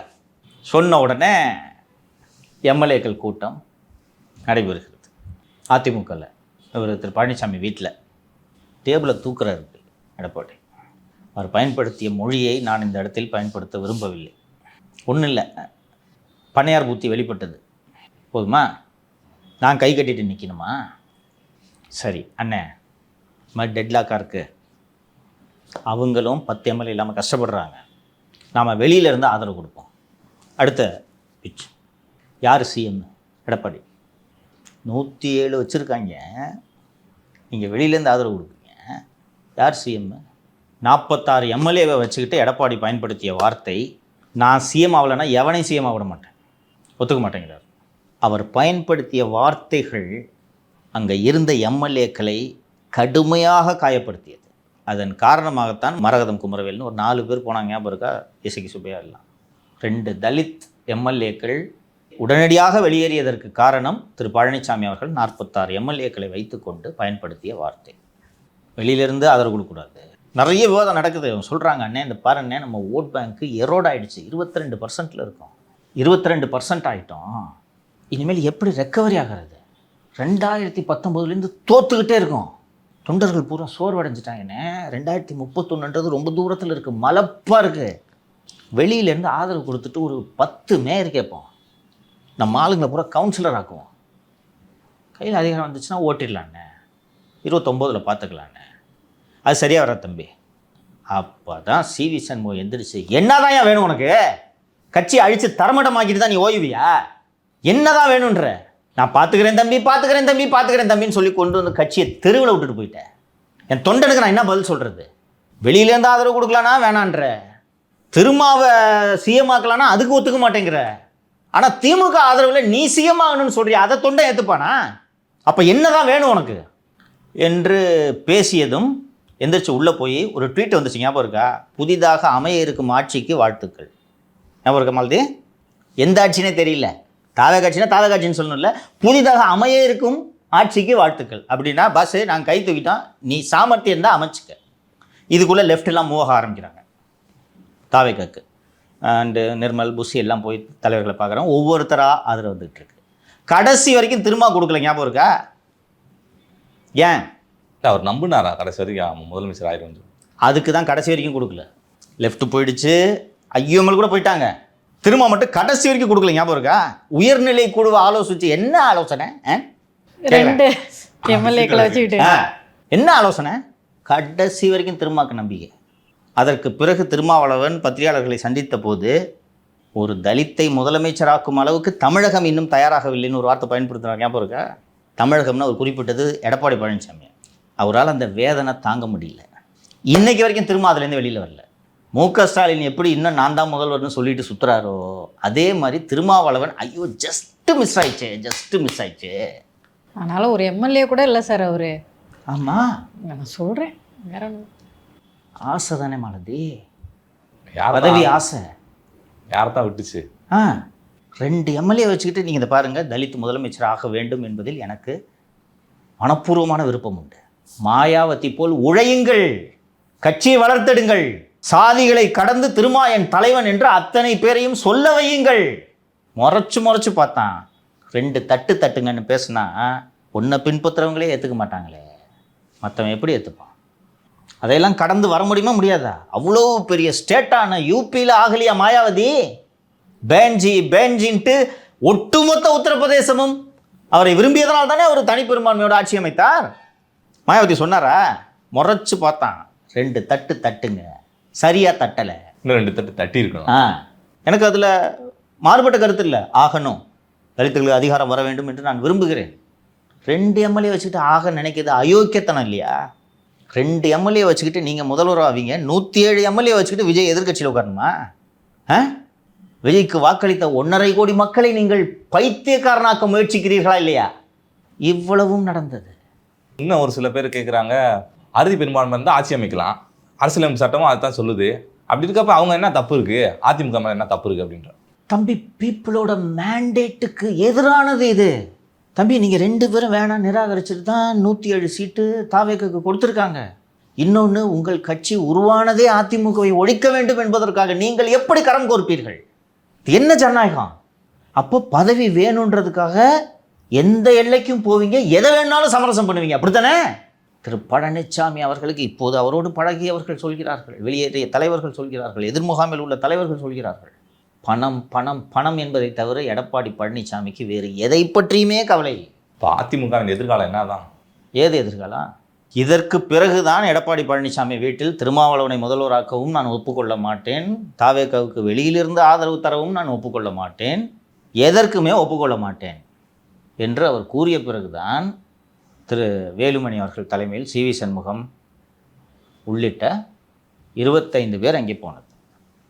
இங்கேருந்து கிளம்பி 25 பேர் அங்கே போன உடனே அக்ரி கிருஷ்ணமூர்த்தியும் தலவாய் சுந்தரத்தையும் சிவிஎஸ் வீட்டுக்கு அனுப்புகிறாரு. அவங்க மந்திரி ஆகிட்டோம், என்னை பொதுச் செயலாளரை மட்டும் இருக்க விட்டுருங்க என்று தூது விடுகிறார். அந்த பக்கம் தூது விட்டுட்டு இந்த பக்கம் ஒவ்வொரு என் கூட வர்றவங்களுக்கு ஒவ்வொருத்தருக்கும் 15 கோடி ஆஃபர். அதிமுக எம்எல்ஏக்களுக்கு அவ்வளோ எம்எல்ஏவும் கடனில் இருக்கான். 15 கோடி கைக்கு வந்துச்சுன்னா சந்தோஷம் தானே? எலெக்ஷனுக்கு செலவு பண்ண அத்தனை கடனையும் அடைச்சிடலாம். வர்றாங்க. சிவி சண்முகம் அன்றைக்கி இந்த பிரச்சனை நடக்கும்போது கரெக்டாக சொன்னார், அந்த கட்டடக்காரனை நீ என்னைக்கு உள்ளே விட்டி அன்னையிலேருந்து தான் கட்சி நாசமாக போச்சுன்னு. யார் கட்டடக்காரன்? பாஷ்யம். இன்னைக்கு வரைக்கும் அவரோட ஒரே பிரின்சிபல் பொலிட்டிக்கல் அட்வைசர் பாஷ்யம். இல்லை, ஒரு ஆள் எப்படி சார் பிஜேபி கூடயும் வந்து ரிலேஷன்ஷிப்பில் இருக்குது, திமுக அதிமுக எல்லாத்துக்கூடயும் ரிலேஷன்ஷிப்பில் இருந்து என்னதான் சார்? இவங்க எல்லாமே ஒன்றுன்றது இப்போ தெரிஞ்சு போச்சு இல்லை? நம்ம தான்ப்பா இவங்கெல்லாம் வேறு வேறு கட்சின்னு நினச்சிக்கிட்டு உட்காந்து 2.5 வருஷமாக பேசி 65 கேஸை வாங்கிக்கிட்டு உட்காந்துட்டு இருக்கோம். இன்னைக்கு சொல்றாங்க அதிமுக பத்தி நீங்க ஏன் பேசுறீங்கன்னு சொல்லிட்டு. அதிமுக ஜெயிக்கணும் உட்காந்து பிரச்சாரம் பண்ண சார். பிரச்சாரம் பண்ணாத குறைய உட்காந்து பேசணும். திமுக வீழ வேண்டும், திமுகவை வீழ்த்தும் வல்லமை அதிமுகவுக்கு இருக்கிறது என்பதனால தான் நான் பேசினேன். இவங்கெல்லாம் என்ன புனிதர்களா? ஏசுநாதர் அந்த கட்சியில் இருக்கவங்க தெரியாதது நமக்கு இருந்தது. அவங்க நினச்சிருந்தா சரியாக ஸ்ட்ராட்டஜியோட உழைச்சிருக்கணும். லைக் இன்ஸ்டாகிராம் இன்னும் டெவலப் பண்ணுறது, சோஷியல் மீடியாவை ஸ்ட்ராங் பண்ணுறதுன்னு பண்ணாததுனால தோத்துட்டாங்க. ஜெயிக்கணுன்ற வெறி வேணும் மாலவே. நமக்கு ஜெயிக்கணுன்ற வெறியோட ஓடிக்கிட்டே இருந்தோமா? 60 வழக்குகள், தாக்குதல்கள், சிறை, எதுவுமே நம்மளை தடுக்க முடியலையே. இந்த வெறி ஒரு அரசியல் தலைவனுக்கு வேணும். திமுகவும் அதிமுகவும் இணைஞ்சிருந்தா நம்மளோட நிலைமை என்ன அப்படின்றத மக்கள் பார்வைக்கு நம்ம விட்டுறலாம் சார். யோசிச்சு பாருங்க மாலதி. இன்னைக்கு குறைஞ்சது ஏவாவேலு வீட்டில் சர்ச்சை நடந்திருக்கு. திமுக ஆட்சி காலத்தில் நடந்த தவறுகளுக்கு தண்டனை கிடைக்கும் என்ற நம்பிக்கை ஏற்பட்டிருக்கிறது இந்த ஆட்சியின் காரணமாக. திருட்டு நம்மளை விட மாட்டேன்றாரு. பண்றேன்னு சொல்றாரு. இவங்க 2 பேரும் கூட்டணி சேர்ந்து ஆட்சி அமைச்சா இதுக்காக மாலதி 3 வருஷமா கஷ்டப்பட்டு இத்தனை கேஸை வாங்கி நீங்க ஜெயிலுக்கு போனா நீங்க ஜெயிலுக்கு போனீங்க. அதுவும் ராத்திரி 3 மணிக்கு, அதிகாலை 3 மணிக்கு அனாதை மாதிரி போயிட்டு ரிமாண்ட் ஆகுறோம். இன்னைக்கு ஏடிஎம்கே ஐடிவிங்க காலையிலேருந்து சாயங்காலம் வரைக்கும் டிவிகே கவர்மெண்ட்டை விழுந்து பிராண்டிக்கிட்டு இருக்க. இந்த வேகத்தை எலெக்ஷனுக்கு முன்னாடி காமிச்சிருந்தா அப்போ உங்களால் முடியும், ஆனால் செய்ய மாட்டீங்க. அப்போ நீங்கள் உறவு தானே. 2021 சட்டப்பேரவை தேர்தலில் சேப்பாக்கம் திருவல்லிக்கேணி தொகுதி எதுக்குப்பா பாட்டாளி மக்கள் கட்சிக்கு ஒதுக்கப்பட்டது? செட்டிங்கு. தேர்தல் முடிவுகளுக்கு பிறகு எடப்பாடி பழனிசாமி செய்த முதல் வேலை என்ன தெரியுமா? ஒவ்வொரு தொகுதிக்கும் ஃபோன் பண்ணி, தம்பி நான் கொடுத்து விட்ட 10 கோடியில் 5 கோடி தான் செலவு பண்ணியிருக்கேன், அந்த மீதி 5 கோடி கொடுத்து விடு. தோற்று போயிட்டீங்கன்ற வருத்தமே இல்லை, கட்சி உடையுதுன்ற கவலை இல்லை, தோற்று போனவங்க எல்லாம் ஐயோ அம்மான்னு கதறாங்கன்ற கவலையே இல்லை. ராயபுரம் மனோட்டை கேட்டிருக்காரு, தம்பி நீ ஒரு 8 கோடி தான் செலவு பண்ணியா, 2 கோடி மிச்சம் வச்சிருக்கேன், அதை கொஞ்சம் கொடுத்து விடுப்பா அப்படின்ட்டு. ஆனால் ஒரு வாரம் டைம் கொடுங்கன்னு சொல்லிட்டு 10 கோடியும் கொடுத்துட்டாரு. இந்த வச்சுக்கோ. மானஸ்தம் போல். ஆதி ராஜாராமன் எங்கே நின்னார்? சேப்பாக்கம். அவருக்கு ஃபோன் பண்ணி, தம்பி கொடுத்த 10 கோடியில் நீ 2 கோடி தான் செலவு பண்ணியாமே, அது போக உதயநிதிட்ட வேறு ஒரு 5 கோடி வாங்கினியாமே. 15 கோடியாக திருப்பி கொடுத்தாரா சார்? அண்ணே சோத்துக்கு கூட வழி இல்லாமல் கஷ்டப்படுறேனேன்ட்டு அழுது புலம்பி 10 பைசா கொடுக்கல. இவர்கள் தான் இன்று எடப்பாடி பழனிசாமியின் தலைமையை ஏற்றுக்கொண்டு இருக்கிறார்கள். புரியுதா? இவ்வளோ வருஷமாக பதவியே கிடைக்காதவனுக்கு நீ பதவி கிடைச்சா சந்தோஷமாக தானே சார் இருப்பான். இன்றைக்கி இந்த அக்ரி கிருஷ்ணமூர்த்தி, தளவாய் சுந்தரம் இவர்களை போன்ற கைத்தடிகள் எல்லாம் எடப்பாடி பழனிசாமி வாழ்க, அண்ணன் வாழ்க, அமெரிக்க ஜனாதிபதி வாழ்க என்று பேசுவதற்கு காரணம், அதிமுக என்றால் திரு பழனிசாமி அவர்கள் பொதுச் செயலாளர் ஆன பிறகு நத்தம் விஸ்வநாதன், கேபி அன்பழகன், தங்கமணி, வேலுமணி, சிவி சண்முகம் போன்ற இவர்கள் தான் மூத்த தலைவர். கேபி முனுசாமி இவர்கள் தான் மூத்த தலைவர். இவர்கள் தான் முக்கிய முடிவுகளை எடுப்பார்கள். இவர்கள் இந்த முக்கிய முடிவுகளை எடுக்கும்போது இந்த அக்ரி தளவாயெல்லாம் ரூமுக்கு வெளியில் இருப்பாங்க. அவங்க கன்சல்டேஷன் ப்ராசஸ்லேயே அவங்க இருக்க மாட்டாங்க. இந்த அவைத்தலைவர் தமிழ் மகன் ஹுசைன் மாதிரி முடிவு மட்டும் எழுதியோ கைது போடியானுவாங்க, பேர் தான் அவைத்தலைவர். இப்போ இந்த தலைவர்கள்லாம் வெளில போன உடனே அக்ரி கிருஷ்ணமூர்த்தி, தளவாய் சுந்தரத்துக்குலாம் ரூமுக்குள்ளே இடம் வந்துச்சு, கூப்பிட்டு உள்ளே உட்காரச்சு பேசிக்கிட்டு இருக்காங்க. ஸோ இப்போ அந்த தலைவர்களுக்கு பழைய பதவியை கொடுத்து அவங்க உள்ளே வந்துட்டாங்கன்னா இவங்கெல்லாம் திருப்பி வெளியில் போகணும். அதனால தான் இவர்கள் வந்து வெளியில் பெட்டி கொடுக்குறது. அண்ணனை பற்றி பேசினா அவ்வளோதான்ட்டு. நீங்கள் எல்லாரு மேலேயும் இந்த அந்த தலைவர்கள் மேலெல்லாம் கட்சி பதவியை பறிக்கிறீங்க, கடுமையாக நடவடிக்கை எடுக்கிறீங்களே. லீமா ரோஸ் கூட தான் தாவேக்கு ஆதரவாக ஓட்டு போட்டாங்க, எடுக்க வேண்டியதானே நடவடிக்கை. ஏன் எடுக்கல சொல்லு? அவங்கள பற்றி ஒரு வார்த்தை பேச முடியும். ஏன் எடுக்கல, ஏன் பேசல சொல்லு? ஒரு பெண் என்பதால் நாகரிகம் கருதி அப்படிலாம் கிடையாது. நான் கொடுத்த 300 கோடி திருப்பி கொடுன்னு கேட்டால் 300 கோடி கூட இல்லை, 350 கோடி கூடுதலாக 2 தொகுதிக்கு திருச்சியில் செலவு செய்திருக்கிறார். அப்போ என்னதான் அடிப்படை நீங்கள் எடுக்கிற நடவடிக்கை எல்லாத்துக்கும்? அந்த அம்மா தான் இங்கே உடச்சி எடுத்துகிட்டு போய் அங்கே சேர்க்குறாங்கன்ற பேச்சு இருக்கு. அது மட்டும் இல்லைங்க, புதுவையிலே ஒரு மாபெரும் சக்தியாக என்று உருவெடுத்திருக்கக்கூடிய லஜக் என்று அழைக்கப்படக்கூடிய லட்சிய ஜனநாயக கட்சியை தமிழகத்தில் வளர்த்து கொண்டிருக்கிறார் திருமதி லீமா ரோஸ். ஆப்வியஸ்லி வளர்க்க தானே செய்வாங்க. அவங்க பையன், இவங்க அம்மா ஒரு மிகப்பெரிய வெற்றிடம் இப்போ இருக்கு. நடவடிக்கை எடுங்க. அதிமுகவுக்கு இனி எதிர்காலம் என்பது இல்லை. மனசு வருத்தமாக தான் இருக்குது. ஆனால் 2004 மக்களவையில் மார்க்சிஸ்ட் கம்யூனிஸ்ட் கட்சிக்கு 43 எம்பிக்கள் மன்மோகன் சிங் அரசை நடத்தியதே மார்க்சிஸ்டுகள் தான். வெளியிலிருந்து ஆதரவு, 100 நாள் வேலை திட்டம், கல்வி உரிமை சட்டம், உணவு உரிமை சட்டம், தகவல் அறியும் உரிமை சட்டம், இது போல பல்வேறு மக்கள் நல சீர்திருத்தங்கள் வருவதற்கு காரணம் மார்க்சிஸ்டுகள். இன்றைக்கி அவங்க நிலைமை என்ன? சுதந்திர இந்தியாவில் முதலில் எங்குமே இடதுசாரிகள் ஆட்சியில் இல்லாத ஆண்டு 2026 ஆண்டு. கேரளாவில் மட்டும் இருந்துச்சு, அதுவும் போச்சு. எந்திரிக்க மாட்டாங்க மேலே. ஸோ என்ன பண்ண முடியும்? நல்ல கட்சி தான், மனசுக்கு வருத்தமாக தான் இருக்குது. எனக்கு அரசியல் கற்றுக் கொடுத்த கட்சி. உண்மையிலே நல்ல ஆட்கள் இருக்காங்க. சண்முகத்தை பார்த்தாலே தெரியல, திமுக காசு வாங்கிட்டு அவங்க கட்சிக்காரங்களே அடிக்கிறாங்க அவரை. நல்ல கட்சி. என்ன செய்வது? கால ஓட்டத்தில் இப்படி சில கட்சிகள் கரைவது தவிர்க்க முடியாது. அதிமுக அதன் இறுதி அத்தியாயத்துக்கு வந்துவிட்டது. இந்த இறுதி அத்தியாயத்தை சென்னையில் எழுதினால் நன்றாக இருக்காது என்று சேலத்தில் உட்கார்ந்து பழனிசாமி எழுதி கொண்டிருக்கிறார். வேறு வழி இல்லை. இன்னைக்கு அரசியல் 2026 தேர்தல் முடிவுகளுக்கு பிறகு தமிழக அரசியல் குறிப்பாக தலைகீழ் மாற்றம் ஏற்பட்டுள்ளது. இளைஞர்கள் தமிழக அரசியலை ஆட்டி படைக்கிறார்கள். இளைஞர்களே இல்லாத கட்சி தான் அதிமுக இல்லையா? இங்கே திமுகவில் சும்மானா பேருக்காவது ஜென்சின்னு மாவட்டமாக மீட்டிங் போட்டு கெட்ட வார்த்தையாவது திட்டிகிட்டு இருக்காங்க. விஜய் அப்படின்னு விஜயோட தனிப்பட்ட வாழ்க்கை திட்டுறதுக்காவது ஒரு ஜென்சின்னு மீட்டிங் போட்டு மைக்கு கிடச்சிச்சின்னு கத்திட்டு இருக்காங்க. இந்த வீடியோக்கெல்லாம் வருது பார்த்துங்க. அதிமுக அதுக்கான முயற்சி ஏதாவது எடுத்தீங்களா? முயற்சி எடுத்து அவனை பிடிச்சி அசிங்கமாக ஐடி வச்சு திட்டம் வருது. அது மட்டும் இல்லாமல் கட்சி விட்டு வெளியேற்றுறது. என்ன ராஸ்கல் கட்சியை வளர்க்க பார்க்குற நீ? What nonsense. நாங்களும் பண்ண மாட்டோம். நாங்கள் கட்சிக்கு சூனியம்தான் பண்ணுவோம். இது என்னப்பா பேச்சு? ஒரு வருஷத்தில் தேர்தல் வந்துடும். அடுத்து நம்ம ஆட்சி தான். டெல்லியில் பேசிட்டேன். டெல்லியில் யாராவது பானிபூரி விற்கிறவன்ட்ட பேசிட்டு அமித்ஷாட்ட பேசணும் ஊட்டிகிட்டு இருக்காரு அவர். இல்லை மு.க. ஸ்டாலின் அவர்களும் அதே மாதிரி சொல்கிறாரு சார். அப்போது நேற்று ஒரு விஷயத்தை குறிப்பிடணும். இந்த சென்னை காவல்துறை இந்த லஞ்சம் தாவேக எம்எல்ஏவுக்கு லஞ்சம் கொடுக்க முயற்சித்த வழக்கில் ஒரு 3 பேரை கைது பண்ணுறாங்க. செந்தில் பாலாஜி அவர்களின் தம்பியை தேடிட்டு இருக்குன்னு சொல்கிறாங்க. திமுகவின் மாநிலங்களவை உறுப்பினரும் மூத்த வழக்கறிஞருமான திரு என்ஆர் இளங்கோ பத்திரிகையாளர்களை சந்தித்து லஞ்சம் கொடுக்க முயற்சி தானே பண்ணாங்க, எதுக்கு வழக்குன்னு கேட்குறாரு. இன்னொன்று, அவங்க யாரோ ஒரு 3 பேர் செந்தில் பாலாஜி தம்பியோ செந்தில் பாலாஜியோ இன்னும் அரெஸ்ட் பண்ணல. யாரோ ஒரு 3 பேர், அந்த திருநாகரசன் ஒரு நபர், இன்னும் ஒரு 2 பேரை அரெஸ்ட் பண்ணியிருக்காங்க. நீங்கள் ஏன் துடிக்கிறீங்க? இன்னொன்று என்ன அவங்க குறிப்பிட்டது, லஞ்ச ஒழிப்புத்துறை தான் இந்த வழக்கை பதிவு செய்திருக்க வேண்டும். ஏன் இந்த காவல்துறை பதிவு செய்கிறது? ஏன்னா லஞ்ச ஒழிப்புத்துறையில் கழக உடன்பிறப்பு அங்கே இயக்குனராக இருக்கிறார் அல்லவா? அதனால தான் எந்த ஏஜென்சி பண்ணால் என்ன, வாழ் மாட்டினா போய் பெயில போடு. இவங்க பண்ணுற தப்பு தெரியல பாருங்க. இவர்கள் இப்போது கைதாகிறார்கள். திமுகவின் மூத்த தலைவர் பத்திரிகையாளர் சந்தித்து லஞ்ச ஒழிப்புத்துறை போட வேண்டிய கேஸை ஏங்க லோக்கல் போலீஸ் போட்டுச்சுட்டு அவர் பேட்டி எழுதி கொண்டிருக்கிறார். கமிஷனர் ஆஃப் போலீஸ் சென்னைக்கு புகார் கொடுக்கப்பட்டு அந்த புகார் D5 திருவல்லிக்கேணி காவல் நிலையத்தில் பதியப்பட்டிருக்கிறது. வழக்கு பதியும் போதே அது லஞ்ச ஒழிப்பு வழக்கு, லஞ்ச ஊழல் வழக்கு என்று தெரிந்திருக்கிறது. கமிஷனருக்கும் தெரிந்திருக்கிறது, டெபுட்டி கமிஷனருக்கும் தெரிந்திருக்கிறது, இன்ஸ்பெக்டருக்கும் தெரிந்திருக்கிறது. இருந்தாலும் அந்த புகாரை லஞ்ச ஒழிப்புத்துறைக்கு அனுப்பவில்லை. 2 நாட்களுக்கு முன்பு மு.க. ஸ்டாலின் 1 ஆண்டுக்குள் தேர்தல் வருகிறது. எல்லாத்தையும் இணைச்சு பாருங்க. எனக்கு தமிழகத்தில் ஏற்பட்டுள்ள ஆட்சி மாற்றத்தை விட இந்த 50 நாட்களில் நிர்வாகத்தில் ஏற்பட்டுள்ள மாற்றங்கள் பெருமகிழ்ச்சியை தருகின்றன. நான் ஒரு அரசு ஊழியராக இருந்தவன். அரசு ஊழியர்களுக்கு, குறிப்பாக பெண் ஊழியர்களுக்கு என்னென்ன சிரமங்கள் எல்லாம் இருக்கிறது என்பது எனக்கு தெரியும். இதையெல்லாம் தாண்டியும் அலுவலகம் நேரம் 10 மணி என்றால் 10 மணிக்கு வர வேண்டும். பயோமெட்ரிக் கொண்டு வந்துட்டாங்கம்மா செக்ரட்டரியேட்டில். 10:02 போனால் லேட்டு, திட்டிக்கிட்டே வர்றாங்க. இல்லை, முதலமைச்சரே சீக்கிரமாக வந்து தான் சட்டசபையில் உட்கார்றாருன்னு தான் கேள்விப்பட்டேன். முதலமைச்சரே வராரு, நீ என்ன செக்ஷன் ஆஃபீஸர் தானே வா. அப்படி இல்லைன்னா கஷ்டமாக இருக்குது, என்னால் 10:30 மணிக்கு தான் வர முடியும்னா வேலையை விட்டு போ, புது ஆளுங்களை எடுத்துடுறோம். இப்போ நிதிஷ்க்கு ஒரு ஏஎஸ் வேலை கொடுத்தானா போக மாட்டேன், டயத்துக்கு இவன் போக மாட்டான். ஸோ இந்த மாற்றங்கள் நினைத்து பார்க்க முடியாத மாற்றங்கள். போய் சப்ரிஜிஸ்ட்ரார் ஆஃபீஸில் சார் டாக்குமெண்ட் சீக்கிரம் கொடுங்க, எவ்வளோன்னு. சார் சார் சார் சார் போங்க சார், தயவுசெய்து போங்க சார், ப்ளீஸ் சார் ப்ளீஸ்.